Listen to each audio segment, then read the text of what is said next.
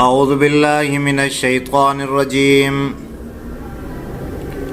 بسم اللہ الرحمن الرحیم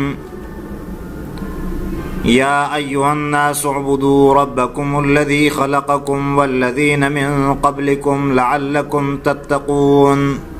یا ایہا الناس، اے لوگو، اعبدوا، عبادت کرو، ربکم الذی، اپنے رب کی، الذی خلقکم، وہ پروردگار اور وہ رب جس نے تمہیں پیدا کیا، والذین من قبلکم، اور ان لوگوں کو بھی پیدا کیا جو تم سے پہلے گزرے ہیں، لعلکم تتقون، تاکہ تم متقی بن جاؤ۔ الذی جعل لکم الارض فراشا، اللہ وہ ذات ہے جس نے بنایا زمین کو تمہارے لیے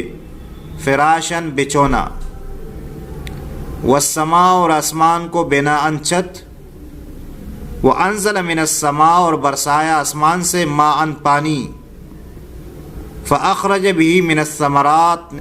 بس اگایا پانی کے ذریعے پھل، رزقا لکم، یہ خوراک ہے تمہارے لیے، فلا تجعلوا للہ، پس مت ٹھہراؤ اللہ تعالیٰ کے ساتھ انداداً شریک، وانتم تعلمون، اور تم جانتے ہو۔ اسلام کا جو بنیادی عقیدہ ہے توحید، دلائل کے ساتھ ان آیات میں ذکر ہو رہا ہے، اور وہ دلیل یہ ہے کہ عرب یہ جانتے تھے اور مانتے تھے کہ زمین اور آسمان کو اللہ رب العزت نے پیدا کیا ہے، اور آسمان سے پانی جو ہے وہ اللہ رب العزت برساتے ہیں، اور زمین سے نباتات اللہ رب العزت اگاتے ہیں۔ اور عرب یہ بھی مانتے تھے اور یہ بھی جانتے تھے کہ یہ جو بت ہے ان کو اللہ تعالیٰ نے اختیار دیا ہے،